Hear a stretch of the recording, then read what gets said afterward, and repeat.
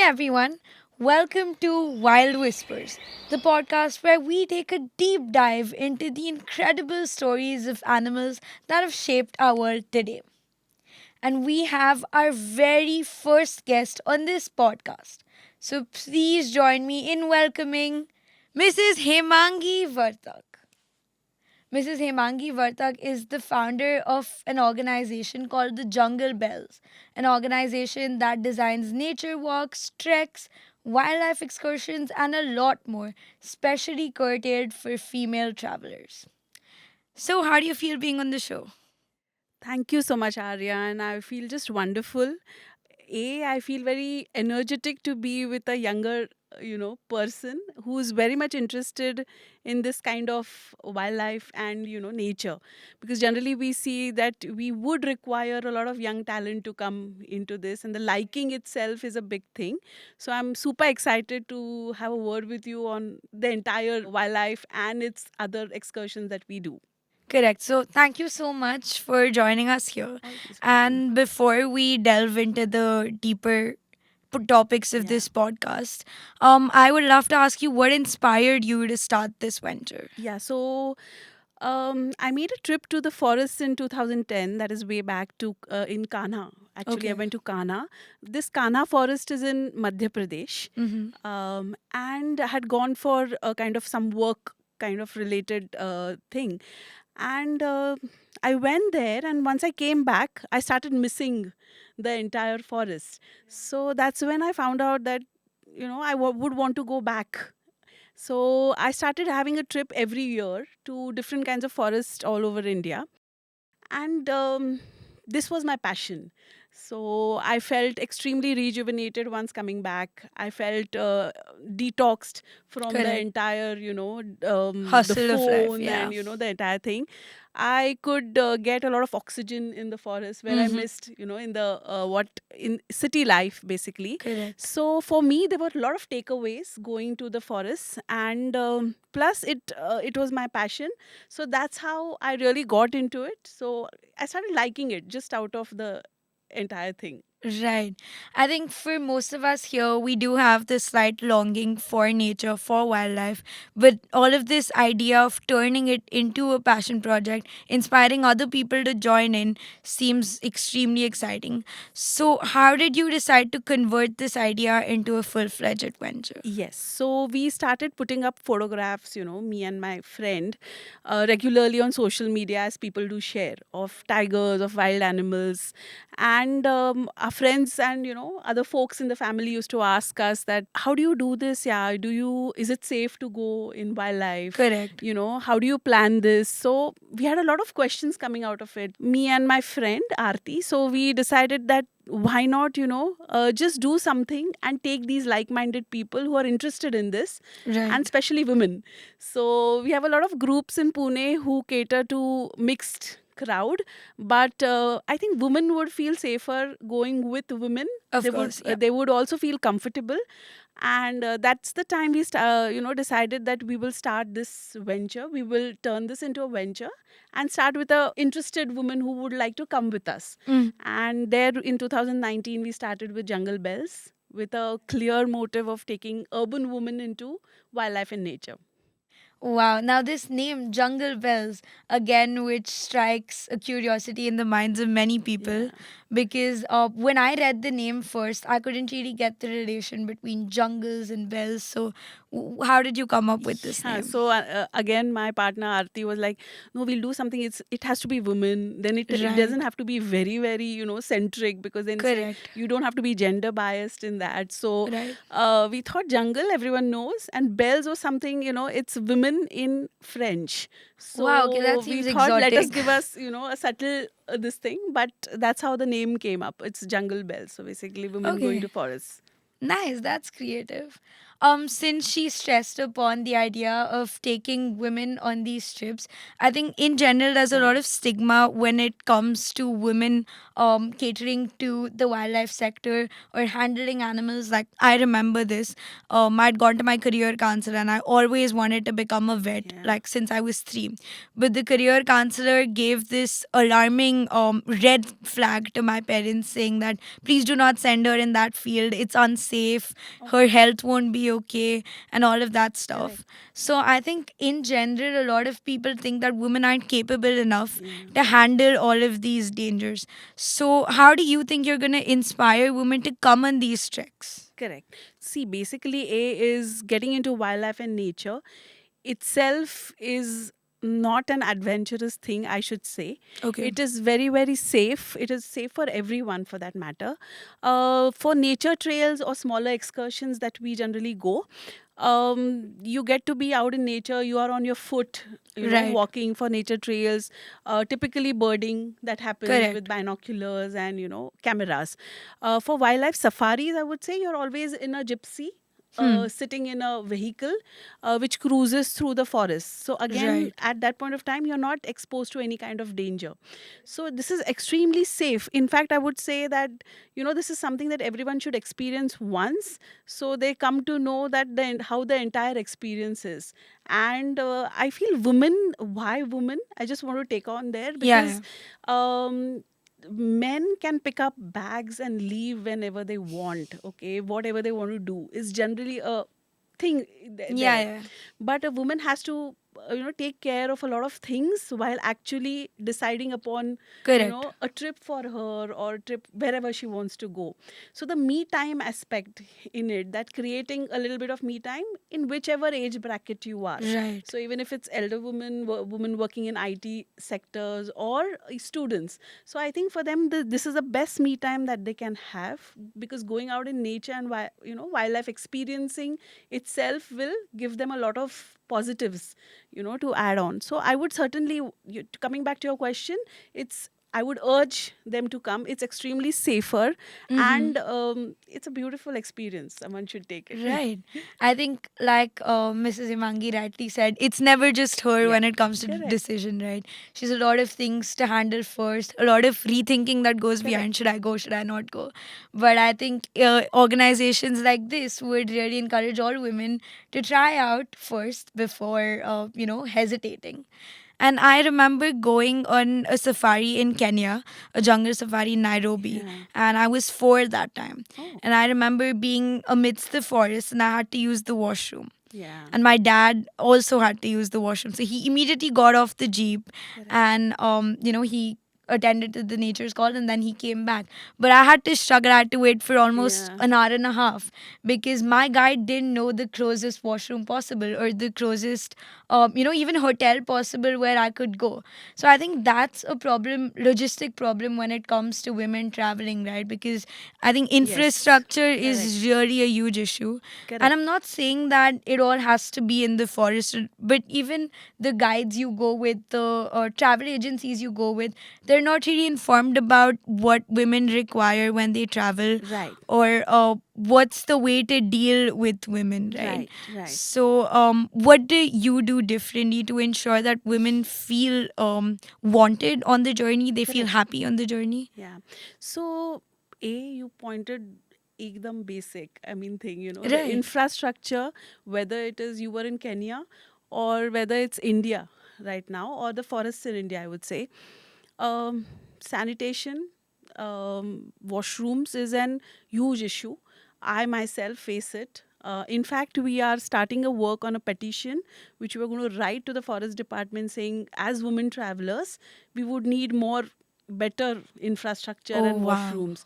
So it's in making, it's at the Correct. draft stage, there's Right. a long way to go, but I feel it'll bring about that change, because if you Mm-hmm. don't voice out, it's not going to work. Right. So washrooms is a huge issue, though at entry and exit points of any kind of safaris and wildlife parks, there are washrooms, but they might not be in a great condition. Correct. And inside the park, they're absolutely, it's all nature, Yeah, so right.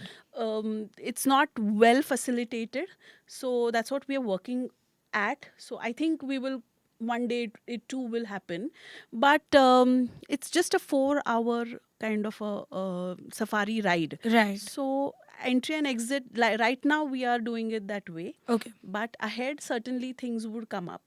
And other things like the basic the water and everything is provided. Yeah. So all these things, even the food inside the gypsy, Correct. so all these things are taken well care of. But this point is being looked into, and it will be Hmm. taken care of also. Okay, so that's one more reason why you should really join these journeys and treks. Coming to my next question, I'm sure that after a lot of women joining this trek, you might have seen a huge difference in their personalities from what they were while they signed up and what they are after doing the trek. So, would you throw some light on that Yeah. too? When women sign up with us, as I said, they come from different strata of societies. Like Correct. few are married, few are spinsters.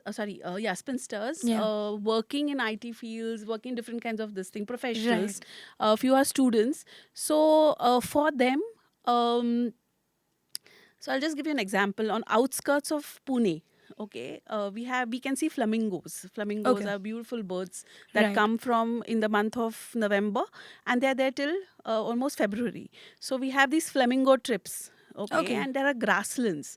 Right. So we had a lot of women coming and stepping off into the grasslands without their footwear.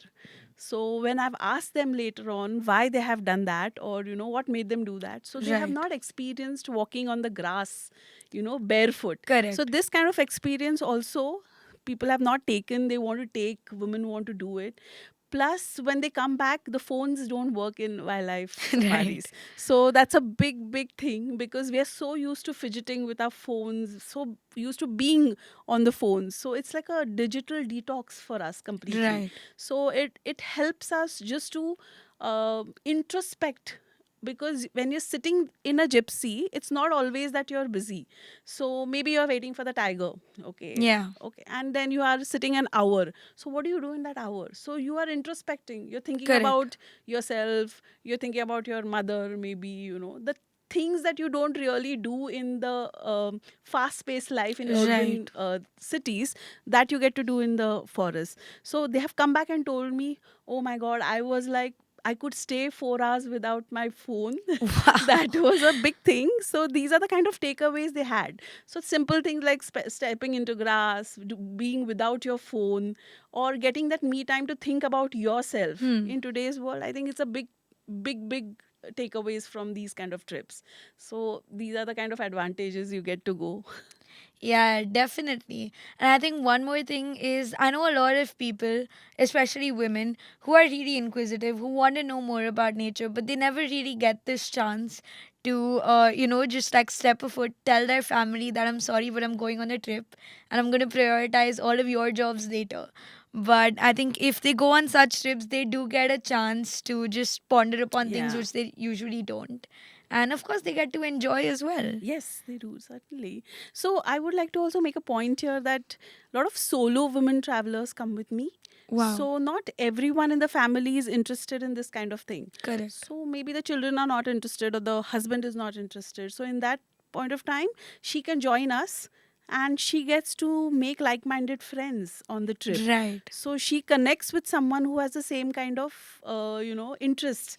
So that's how you get to make a lot of Yeah, meet a lot of new people, as well as make good friends there. correct.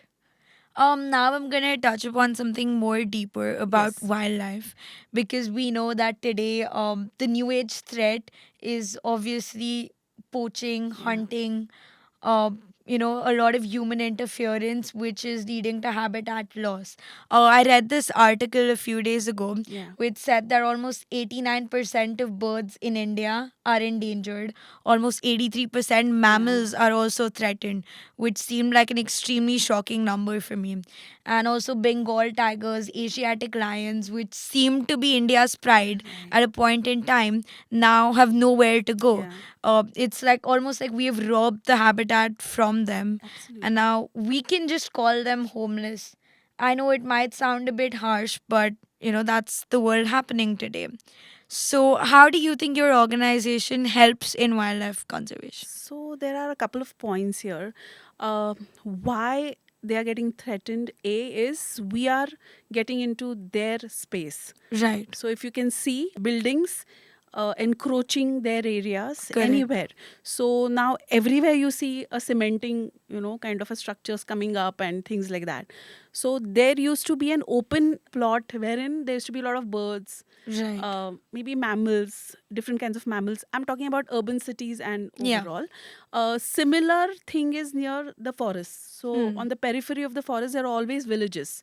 So there also a lot of industries are coming, hotels are coming. Correct. So you are intruding into their Space. space. Right. Obviously, to take an example of a tiger, that if you intrude into his space, he is going to come and sometime attack you.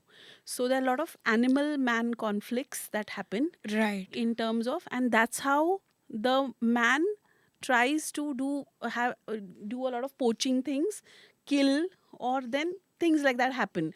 Yeah. So I think mitigating those kind of bring, Factors. yeah, Yeah. factors, and making people aware about the entire thing is very, very important. So Correct. if you're saying I'm saving the forest, what you should be doing is you should be minimizing these kind of conflicts and living in harmony with each other, Right. in terms that you do not you don't have to kill a tiger. You are getting into their area, so Correct. let them be. They don't come on purposely and kill you. So this kind of education and awareness will go a long way. Mm-hmm. For that matter, birds also, tree fellings, or if you see in and around, we have so much of buildings coming up Right. that you're disturbing their habitats in terms of trees. You're not planting enough trees, so whenever the new building comes up, there are hardly any trees which are planted. Correct. So if you've seen that sparrows was one time seen in every household outside, Right. but if you see now, they are Now not they're sparrows. barely seen. Right. So all these factors are contributing. We are in a major way at a loss, the Takedi example right now, which is going on. So all this is like, you're disturbing their habitat. So Correct. once it's going to get disturbed, they're going to go away from it. So I think awareness is the only thing Hmm. that you can do sitting here, and make more people aware so that they do not get into these kind of activities, and they can Yeah. prevent the entire thing. I think the key here is you don't experience the pain Yeah. until you see it, right? Yeah. Because when you have people going on these kind of treks, wildlife safaris, they exactly know that how free it is for Right. animals, and then they can compare and contrast that what it's like when you actually hunt in, when you encroach, and all of that, right? So I think that really instigates people to actually go ahead and do Correct. something for these Yeah. animals. A recent example that I actually saw was this was during Makar Sankranti, a kite festival in India where you make sweets, you fly kites, and it's a huge festival in India. And I remember that one of my friend was flying a kite. He had a competition with another friend of his, and while flying the kite, he cut a pigeon's feather. And the pigeon immediately, obviously because he couldn't fly, he was hurt. After a point, he died, which is honestly a Yeah. very sad news. And I think that's why there are a lot of awareness created about this, that please do not fly kites, or even if you are, beware, be vigilant, watch if there are birds in the sky. So I think these seem like very small things which we do for our own enjoyment. Like, I love flying kites, I want to do it. But there's a greater impact Yes, in the there world is. too, right? Correct. So also one more thing that I would like to touch upon is today's youth, Yeah. right? People of my age or even people younger than me. I remember when we were small, we used to go to parks, we used to go down in our building, play, have a gala time, and come up. But nowadays, anyone and everyone who's outside, they're considered childish. If you see a guy playing football compared to a guy who's sitting on the tablet, people consider the guy sitting on the tablet to be smarter. They feel that, okay, people who are jobless go outside and play. But honestly, that's a myth, Yeah. because we all know the benefits of staying outside in the fresh air, having a gala time. But I think that's just not enough, Yeah. right? Yeah. Because I know our parents keep budging us, like, please, go outside, do not stay on your phone, do not stay on gadgets. But somewhere or the other, I think we're still not getting the connect with Yeah. nature, right? Correct. And it's not a thing that someone can push you into believing that, okay, it's beautiful. Right. So, do you think the point where you take students out on treks, does that really change their personalities? Yeah, so we are talking about both things here. One is the youth, that is certain age group of they being in college or Right. this thing, and a schooling kind of a age group. So the youth, certainly, I would. There are a lot of other um, organizations that work towards this, youth organizations, Hmm.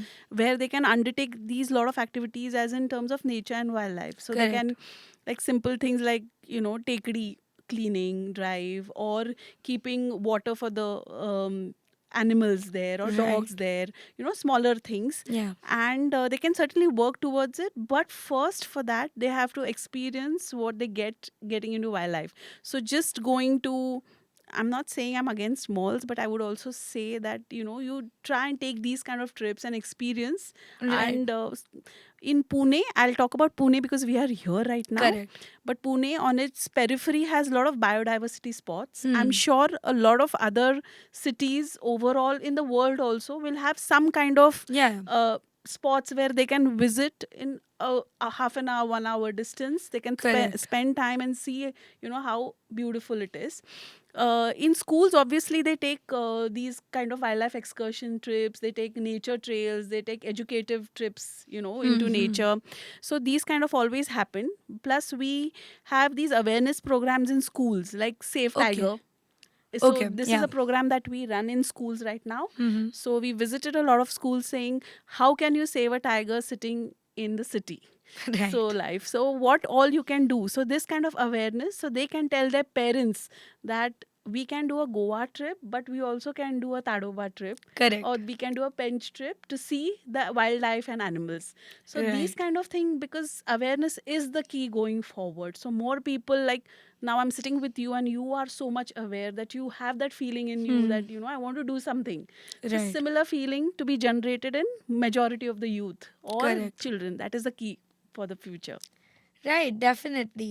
So, another question Yeah. I would like to touch upon is responsible tourism, right? Because ecotourism, a lot of Yeah. people endorse that, but they really don't know what a behavior you should maintain when you're on a nature trail or when you're sitting in the gypsy, right? Correct. So, being the head of such an organization, what would you like to say on Yeah. So amazing question. This is being very close to my heart.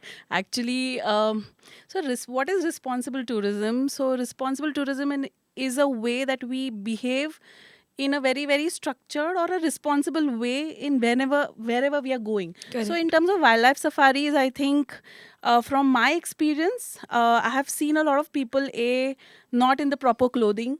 So in terms of colors, so there are certain colors that we call it earthy colors, that they are Hmm. supposed to be there, like browns, there are darker blues, blacks, beiges, and greens that go with the nature. So Correct. it's always nicer. You don't have to go and buy specific clothes to go into these kind of nature and wildlife excursions, but just pick from the ones that you have which go into these kind of color sequences, Hmm. basically. So we should be more careful with that. Another thing is food. While in gypsy, I think you can do without food for a couple of Yeah, hours, yeah. but if you are very very this thing, then see to it that you carry things that do not make noise Correct. and create, because it's very very calm, peaceful in nature. So if you're going to disturb the harmony of the entire thing while being there, then it doesn't go Makes sense well. for you Yeah, to, yeah. makes sense. Another thing is talking in gypsies. I think when you're waiting or chatting, so you can just be silent, because to listen to the calls of the nature, etc., and all, it's a different feeling Correct. altogether. And lastly, I feel those who own cameras, maybe a photograph, once you get glimpse and you have a click on the this thing, let's not be over obsessed Right. with certain kind of photos unless and until you're into that profession, and that is the only thing that you're going to do. Yeah. But I think just move away and then let others take on and have a glimpse of the wildlife and the Correct. animal. And I think that also makes a big difference. So following all this will obviously lead to a good person in terms of who's a responsible traveler and a tourist in wildlife safaris. Right. And I think that's what differentiates the environment of a jungle from a zoo, right? Yeah. I mean, zoo is where animals Correct, are correct. tamed Yeah. and you can take as many pictures as you want from the grass case, obviously.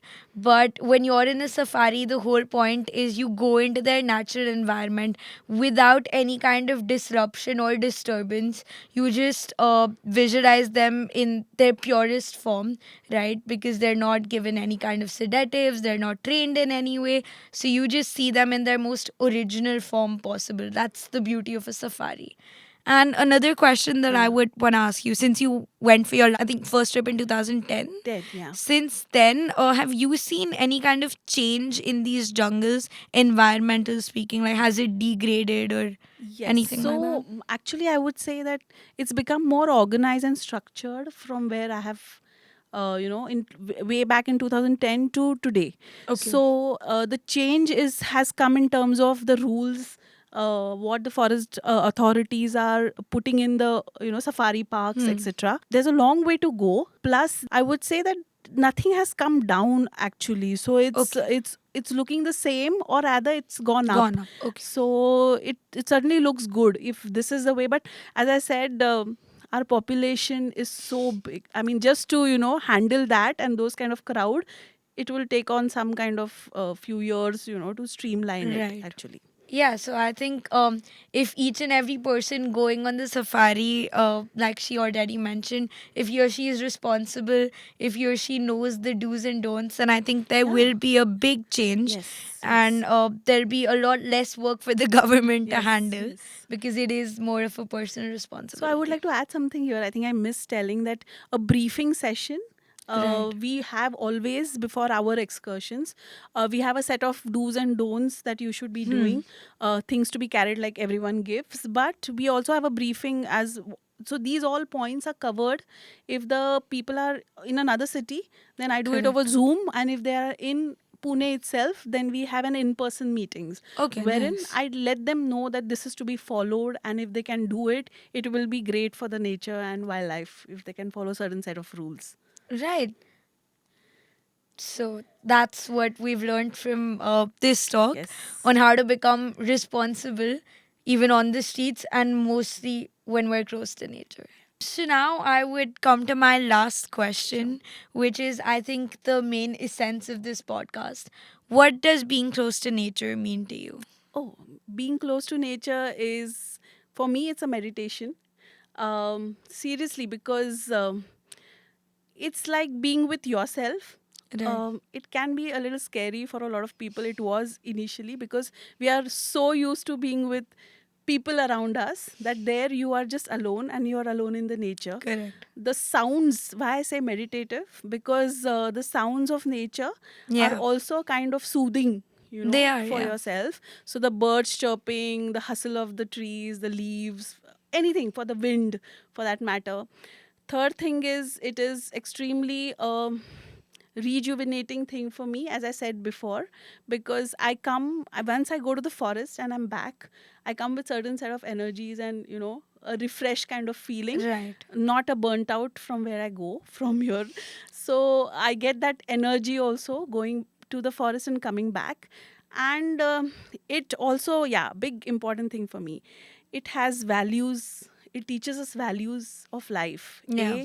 It teaches us a lot of patience. Correct. When you are in forest, you do not, it doesn't work according to your will whims and fancies. So if you want to see a tiger, the tiger will not come out if you call. Correct. He is the king of the forest, so he will come out when he wants. So it's taken us 3 hours, 4 hours. We have waited for the tiger, Wow. and we've come out saying we've not seen the tiger that day. It just did not come out. Mm-hmm. But it taught me a patience just to sit there and wait for something. We've become very impatient.